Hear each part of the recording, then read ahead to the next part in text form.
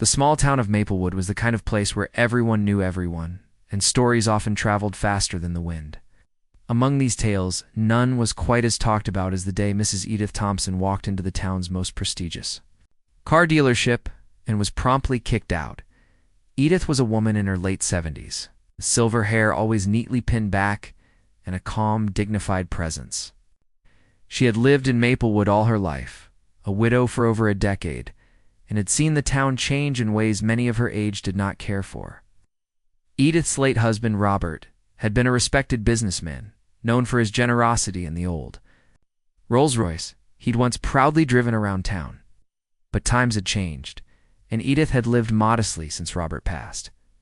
On this particular summer afternoon, Edith decided she needed a new car. Her old sedan had broken down beyond repair, and she wanted something reliable and comfortable. She wasn't interested in luxury. Practicality mattered most to her. Yet with a quiet resolve, she dressed in her best, putting on a gentle smile, and headed to Maplewood Motors, the town's premier dealership. As soon as Edith walked through the glass doors, the atmosphere shifted. Showroom gleamed.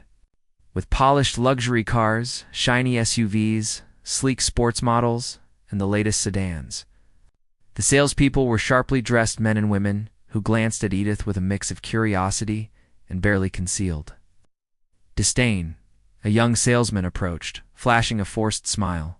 "Can I help you, ma'am?" I asked, his tone polite, but not warm. "I'm looking for a reliable car," Edith said softly. "Something comfortable for everyday use." The salesman's smile tightened. "Certainly, ma'am. We have a wide selection. What's your budget?" Edith hesitated for a moment, but answered honestly. "I'm hoping to keep it under $20,000. A faint flicker of surprise passed over the man's face, quickly replaced by a polite nod. "Right this way," he said, leading her toward the more affordable section at the back of the showroom. However, as they walked, Edith noticed the cold looks from other staff members. Whispers seemed to ripple quietly. Edith spent the next hour inspecting a few models. She asked questions, took notes, and expressed interest in a modest sedan. But the salesman kept looking at his phone, occasionally excusing himself to speak. With a manager, it was clear Edith wasn't welcome, though no one would openly say it. Finally, the manager appeared, a sharply dressed man named Mr. Carter, known in town for his high standards and often harsh demeanor. He approached Edith with an almost dismissive smile. "Mrs. Thompson, I'm afraid we don't have anything suitable for your budget right now. Perhaps you should consider a different dealership." Edith blinked in surprise. "I'm simply looking for a decent car. I have no interest in anything beyond my means."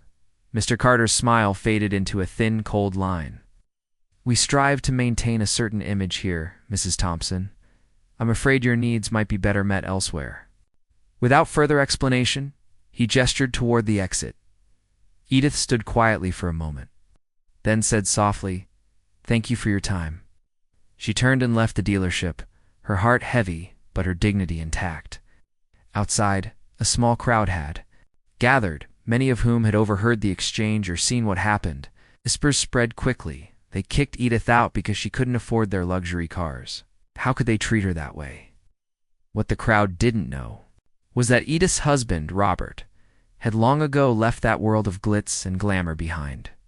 He'd always believed that true worth wasn't measured by wealth, but by kindness and character. As Edith walked down the sidewalk, an old friend approached and took her arm gently. "Don't mind them, Edith. They don't know your story." Just then, a deep, smooth engine growl broke through the afternoon quiet. Heads turned toward the street as a gleaming Rolls-Royce Phantom rolled slowly toward the dealership. The car shone under the sun, its polished surface reflecting the faces of onlookers. Behind the wheel was none other than Robert Thompson himself. The crowd gasped. Robert, thought to have retired from business years ago and long out of touch with the town's social elite, was back, in an unmistakable style. The Rolls-Royce stopped right in front of the dealership.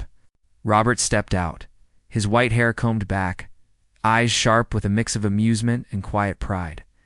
He walked inside with slow, deliberate steps. Inside, the atmosphere changed instantly. The salespeople and the manager who had dismissed Edith looked stunned. Robert's presence filled the room with an unspoken command. He approached Mr. Carter and said calmly, "I hear my wife was not treated as she should be." Mr. Carter swallowed, searching for words. "Mr. Thompson, we meant no disrespect." Robert's eyes narrowed slightly. Disrespect is what it was. "My wife deserves better than to be dismissed for her budget. I will make sure this doesn't happen again." Turning toward Edith, who had quietly followed him inside, Robert smiled gently. "Are you all right, my dear?" Edith nodded, her eyes moist but proud. "I am now." Robert then announced that he would be purchasing a number of vehicles from the dealership, not the expensive models, but a fleet for a new community program he was launching to help local families in need. From that day forward, the dealership's attitude toward Edith and the townsfolk changed. The story of the old woman kicked out of the dealership, the Rolls-Royce that showed up afterward, became a lesson in respect, dignity, and the true meaning of wealth.